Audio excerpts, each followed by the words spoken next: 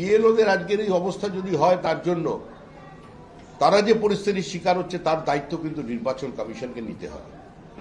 নির্বাচন কমিশন দিল্লিতে জ্ঞানেশ কুমার বসে থাকবেন, উনি জ্ঞানগর্ভ দুটো তিনটে স্টেটমেন্ট দেবেন, আর পশ্চিমবঙ্গের স্থিতি অন্যরকম হবে, এটা হতে পারে না। নির্বাচন কমিশনকে আসতে হবে, এখানে জ্ঞানেশ কুমারকে আসতে হবে, কি অবস্থায় বিএলওরা আছে তার দেখতে হবে, কিভাবে প্রক্রিয়া চলছে সেটাকে বুঝতে হবে। দুজন প্রতিনিধি পাঠালে চলবে না, তার প্রতিনিধি এখানে ওই অফিসের মধ্যে কিভাবে আছেন সেটা তাকে বুঝতে হবে। দিল্লি থেকে একজন অফিসার পাঠিয়ে দিলাম আর তারপরে ওপর থেকে বসে মনিটরিং করলে চলবে না। পশ্চিমবঙ্গের পরিস্থিতি অন্যান্য রাজ্যের থেকে আলাদা। বিহারের নির্বাচন হয়ে গেছে, কোনো বুথ দখল নেই, কোনো বোমাবাজি নেই, কোনো হত্যা নেই, কোনো জেসিবি মেশিন দিয়ে বাড়ি ভাঙা নেই, থান কাপড় বিতরণ নেই, কোনো জায়গায় মোটরসাইকেলের র্যালি নেই। এত বড় নির্বাচন হয়ে গেল বিহারে, এতগুলো রাজনৈতিক দল, যেখানে কাস্টিজম একটা সোশ্যাল রিয়ালিটি, তারপরেও সেখানে কোনো সংঘাত নেই। আর আমাদের এখানে নির্বাচনের পরে ভোট পরবর্তী হিংসা নেই। কারোর বাড়ি, আরজেডির একটা কর্মীর বাড়ি ভাঙা হয়নি, একজনকেও নাক্ষত দেয়ানো হয়নি, কারোর মাথা কামিয়ে দেওয়া হয়নি, কারুকে জরিমানা দিয়ে তারপরে গ্রামে ঢুকতে হয়নি। আরজেডি হেরেছে, করুণভাবে হেরেছে, কিন্তু হেরে গেছে। তো এটা তো রাজনৈতিক সংস্কৃতি থেকে, ভোট সংস্কৃতি থেকে বিহার বেরিয়ে আসতে পেরেছে, আমরা বেরোলাম না। 21 সালে আমাদের 56 জন কর্মী খুন হয়েছে, তারপরেও আমাদের কর্মীরা খুন হচ্ছে। আজকে এই পরিস্থিতির মধ্যে ইসি যদি, ইলেকশন কমিশনার যদি মনে করেন দিল্লিতে বসে থেকেই আর দু একটা ডেপুটেশন নিয়েই তিনি ওখান থেকে মানে স্যাটেলাইটের মধ্যে দিয়ে পশ্চিমবঙ্গের এই প্রক্রিয়াটাকে কন্ট্রোল করতে পারবেন, ভুল করছেন। তাকে এখানে আসতে হবে। আমরা সমস্ত নথি নিয়ে তার কাছে যাব, কারণ বহু ক্ষেত্রে যাদের বিরুদ্ধে এফআইআর হওয়ার কথা ছিল কোনো ব্যবস্থা এখন পর্যন্ত নেওয়া হয়নি। আর তার জন্য এখানে কিছু মানুষ মনে করেছে আমরা যা খুশি করতে পারি। এই অবস্থার পরিবর্তন করতে হবে, এবং এই অবস্থার পরিবর্তন করার দায়িত্ব, বিএলওদের নিরাপত্তা দেওয়ার দায়িত্ব, পুরো এসআইআর প্রক্রিয়ায় যে সরকারি কর্মচারীরা যাদের নিয়োগ করা হয়েছে, যারা কাজ করছেন, তাদের নিরাপত্তার দায়িত্ব ইসিকে নিতে হবে। ফোনে কোনো কাজ চলবে না।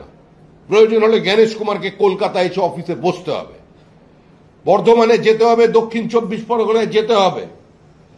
ডায়মন্ড মডেল যেখানে চলছে, ডায়মন্ড হারবারে গিয়ে দেখুন কিভাবে বিএলওদের অবস্থা তৈরি করা হয়েছে। পশ্চিমবঙ্গের পরিস্থিতি অন্য প্রদেশের থেকে আলাদা। সেই আলাদা পরিস্থিতির কারণে আমরা দাবি করছি যে জ্ঞানেশ কুমার আসুন, নিজে এসে অফিসে বসুন, অফিসে বসে মনিটরিং করুন।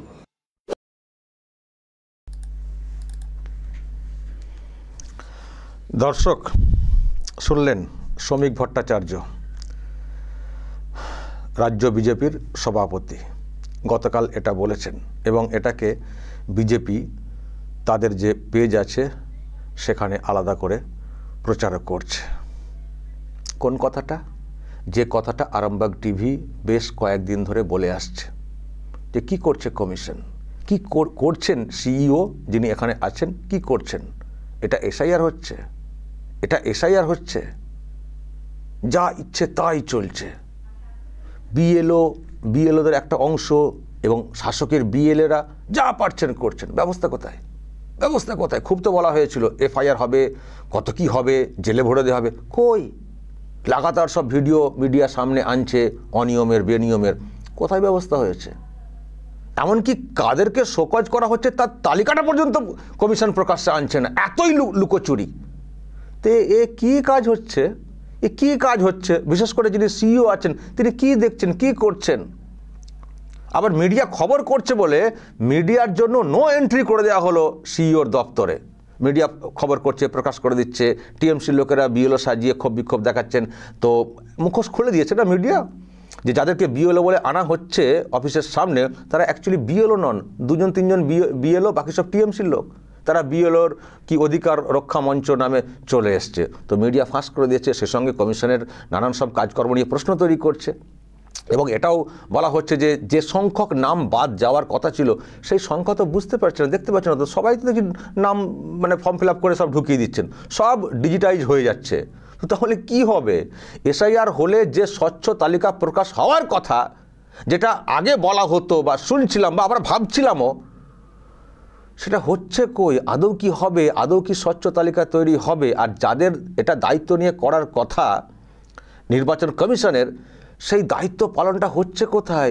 এ তো মনে হচ্ছে যেন রাজ্য নির্বাচন কমিশন কাজ করছে। রাজ্যে যে রাজ্য নির্বাচন কমিশন আছে, যারা পঞ্চায়েত পুরসভার ভোটটা করায়, তাদের ক্ষেত্রে প্রশ্ন আমরা উঠতে দেখেছি এর আগে, তারা পুরোপুরি কন্ট্রোলে থাকে রাজ্য সরকারের। কিন্তু এটা জাতীয় নির্বাচন কমিশনের আন্ডারে মুখ্য নির্বাচনী আধিকারিক যিনি আছেন তার দপ্তর, কিন্তু মনে হচ্ছে তো যেন এটাও একটা ওই আর একটা রাজ্য নির্বাচন কমিশন, মানে শাসকের সুবিধার্থে কাজকর্মগুলো সেগুলো করছে। টিএমসির লোকজনদের মুখোশটা খুলে দেওয়া হয়েছে, মানে বিএলওর সাজিয়ে যাদেরকে নিয়ে আসা হয়েছে তাদের মুখোশটা খুলে দেওয়া হয়েছে, তাতে করে টিএমসির লোকেরা মানে মানে দুঃখ পাবেন যে তাদের মুখোশটা খুলে গেছে, তারা একটা বিএলও সাজিয়ে কমিশনকে চাপে রাখার একটা প্রক্রিয়া করছিল, মিডিয়া সেটাকে ফোকাস করে দিয়েছে, তাদের দুঃখ বা ক্ষোভ হবে, তারা হয়তো মিডিয়ার বিরুদ্ধে কিছু একটা বলবে। তার থেকে দেখলাম কমিশনে মানে সিইও তিনি একটা রুল জারি করে দিলেন, মিডিয়ার লোকেরা ভিতরে ঢুকবেন না। আরে টিএমসির মুখোশ খুললো তো আপনারা তো চিন্তা কিসের? আপনি কেন মিডিয়ার জন্য এন্ট্রি করে দিচ্ছেন? তার মানে আপনি কাদের হয়ে কাজটা করছেন? তো দর্শক, আমি এই নিয়ে অনেক প্রশ্ন তুলেছি যে এখানে যে কাজটা হচ্ছে এ ঠিক হচ্ছে না, আর এশিয়াটাও ঠিক লাগছে না, ঠিক এশিয়ার হচ্ছে না, দেখবেন যেটা ভেবেছিলেন সেটা হবে না। আর আমি আর একটা কথা বলেছিলাম যে যারা এখানে বিরোধী আছে, যারা নেতা নেত্রী আছেন, তারা কেন কমিশনের হয়ে ব্যাটিংটা করছেন? কেন তারা কমিশনকে সার্টিফিকেট দিচ্ছেন? তারা কেন কমিশনের ব্যাপারে যখনই এখানকার শাসক কমিশনের বিরুদ্ধে কিছু বলছে তারা রেড়ে করে উঠছে, যেন তাদের দায়িত্ব হয়ে গেছে কমিশনকে গার্ড করার? যদি এটা ভাবা হয় যে মমতা ব্যানার্জি কিছু একটা বলা মানে তার বিরুদ্ধে আমাকে বলতেই হবে, সেটা করতে গিয়ে মানে আমাকে, যেহেতু কমিশনের বিরুদ্ধে মমতা ব্যানার্জি বলছেন তো শুধু আমাকে কমিশনের পক্ষে কথা বলতে হবে, কিন্তু এটা করতে গিয়ে কী দাঁড়াচ্ছে বিষয়টা? কী দাঁড়াচ্ছে বিষয়টা? যে এখানে কমিশনের ব্যাপারে বলতে গিয়ে এই নিয়ে লড়ালড়ি হচ্ছে শাসক বিরোধী, আর এখান থেকে সব ফাঁক করে দিচ্ছে শাসক, সব ভুলভাল লোক সব নাম নতুন করে ঢুকিয়ে দিয়ে সব তারা গোল দিয়ে বেরিয়ে চলে যাচ্ছে। আর আমরা এখানে মিডিয়াতে ওই তর্ক বিতর্ক এসআইআর নিয়ে কমিশন এই শাসক ভার্সেস বিরোধী বক্তব্য শুনছি, আর কমিশন চুপ করে গ্যাঁট হয়ে বসে আছে। তো এখানে খেলা হচ্ছে আইওয়াস। ওইটা আমি বারবার বলেছি যে যারা ভাবছেন যে এখানে যে অফিসটা আছে সেটা জাতীয় নির্বাচন কমিশনের, তার মানে কেন্দ্রের ব্যাপার, এখানকার শাসকের কোনো ব্যাপার নেই, তারা ভুল ভাবছেন। হতে পারে এটা মুখ্য নির্বাচনী আধিকারিকের দপ্তর, কিন্তু সবটাই হচ্ছে রাজ্য সরকারের নিয়ন্ত্রণে। আর এমনিতেই তো স্বরাষ্ট্র দপ্তরের নিয়ন্ত্রণে, আপনারা জানেন সব কিছুতে এখান থেকে সাপোর্ট দেওয়া হয় না, টাকা পয়সা থেকে শুরু করে যা লাগে এরাই তো কন্ট্রোল করে। তো এদের কথা শুনে চলবে না। আর তাছাড়া এই যে সিইও যাকে যুক্ত করা হয়েছে তার বিরুদ্ধে তো এখন অনেক কথা বলছেন, চামচা করে অনেক কথা বলছেন, কিন্তু এটা তো বুঝতে হবে এটা আইওয়াস। যিনি সিইও হয়েছেন তাকে নিয়োগের ব্যাপারটা তো রাজ্য সরকারের ভূমিকা। রাজ্য সরকার 3টে নাম পাঠায় তাদের পছন্দ মতো, তার মধ্যে একজনকে বেছে বসাতে হয়। তার মানে সিলেকশনটা কে করছে? রাজ্য সরকারই করেছে। 3টে নাম তো তারা বেছে দিয়েছে, সেখান থেকে একজনকে সিলেক্ট করেছে একটু দেখে নিয়ে। কিন্তু ওই 3 জনের মধ্যে কাউকে একটা বসানো হোক, সেটা তো রাজ্য সরকারই বলে থাকে। তাহলে নিয়োগটা অ্যাকচুয়ালি কারা করছে, কাদের সিলেকশন? তো এটাকে আমরা জাতীয় নির্বাচন কমিশনের সিলেকশন বলে মেনে নেব? এখানকার মমতা ব্যানার্জি একটা ওই রকম ইস্যু ক্রিয়েট করে ওনার একটা দাগার সুবিধা হচ্ছে, জাতীয় নির্বাচন কমিশন মানে বিজেপির, ফলে উনি বিজেপি একটা ন্যারেটিভ তৈরি করবেন, চাপে রাখবেন কমিশনকে, কিন্তু ভিতর থেকে কাজ গুছিয়ে নেবেন। আর আমরা সেটাই বুঝে নেবো, আমরা বুঝবো না বিষয়টা। ফলে বিরোধী যারা এখানে আছেন, বিশেষ করে বিজেপির, যেহেতু এখানে প্রধান বিরোধী দল, তারা যদি মনে করেন যে এই অফিসটা মানে তৃণমূলের বিরুদ্ধে, সেন্টারের ব্যাপার, ভুল ভাবছেন। তবে শ্রমিক ভট্টাচার্য উনি তো দেখছেন নিশ্চয়ই ঠিকঠাক ভাবতে শুরু করেছেন, বুঝতে শুরু করেছেন, সেজন্য এতটা সরব হয়েছেন। জ্ঞানেশ কুমারকে বলছেন ওখান থেকে জ্ঞান দিয়ে লাভ নেই, কলকাতায় আসুন। তার মানে কি কলকাতায় যারা কাজ করছেন তারা কাজের কাজটা করছেন না, আপনি আসুন। দেখুন জ্ঞানেশ কুমার ওখানকার দিল্লির, তিনি হয়তো এই রাজ্য সরকার থেকে প্রভাবমুক্ত হতে পারেন, আমি তর্কের খাতিরে আমি ধরছি বিষয়টা। কিন্তু এখানে যারা আছেন তারা সবাই তো রাজ্য সরকারের অধীনে, শুধু অফিস না, অফিসের ওই আন্ডারে যেসব কাজ হচ্ছে, ডিএম বিডিও তারা কারা? সব তো রাজ্য সরকারের কর্মচারী। বিএলও যারা কাজ করে কারা? সব তো রাজ্য সরকারের কর্মচারী। এবং বিএলওদের ওপরে যারা বিশেষ করে যারা অনেক বেশি দালালিটা করছেন তারা কারা? তাদেরকে কোত্থেকে পুষিয়ে দেওয়া হয়? সব তো শাসকের নিয়ন্ত্রণে। তো আপনি একজন অফিসার, আমি ধরছি তর্কের খাতিরে, দিল্লি থেকে কাউকে একটা এখানে পাঠানো হয়েছে, যাকে পাঠানো হয়েছে তিনি একা, কিন্তু তিনি তো আর একা সব জায়গায় ঘুরবেন না। ঘুরবে কে? নিচুতলার লোকেরা, তারা কারা? সব রাজ্য সরকার নিয়ন্ত্রণে। ফলে এটাকে কেন আমরা জাতীয় নির্বাচন কমিশনের শাখা মানেই এখানকার শাসকের বিরুদ্ধে একেবারে ব্যাপার স্যাপার। এটা ভাববো কেন? বরং এটা ভাবতে হবে যে এখানকার যে দপ্তরটা আছে তারা অ্যাকচুয়ালি রাজ্য সরকারেরই শাখা সংগঠন হিসেবে কাজ করার করবে, সেই সম্ভাবনায় বেশি, কারণ তারা কন্ট্রোল বাই এখানকার সরকার বা শাসক। তো তাহলে যারা বিরোধী আছেন তাদের কাজটা কি? তাদের কাজটা সেটা হচ্ছে এখানকার কমিশনের যারা আছেন তাদেরকে চাপে রাখা, তাদেরকে মনিটর করা, তাদেরকে অবজার্ভ করা এবং নানান বিষয়ে প্রশ্ন তোলা, করা। টিএমসি মিছিল করে ফেলছে বিএলওদের অধিকার অমক তমক নিয়ে। কোথাও একজন মারা যাচ্ছেন, টিএমসি মিছিল করে ফেলছে। কেন এটা টিএমসি মিছিল করবে? কেন এটা বিরোধীরা মিছিল করবে? যে তুমি এমন করে চালাচ্ছ, আজকে বিএলওরা সমস্যায় পড়ে যাচ্ছেন, তুমি এমন করে এখানে ক্রিয়েট করেছো, মানুষ সুইসাইড করে ফেলছেন। এ তো বিরোধীদের এটা হওয়া উচিত। তারা কেন কমিশনের পক্ষে গাইতে যাবে? কমিশন ঠিক করে এখানে কাজ করছে, আর এই কমিশন কি সত্যিই জাতীয় নির্বাচন কমিশন হিসেবে কাজ করতে পারছে? তো তাহলে কেন আমরা এর হয়ে ব্যাটিং করব?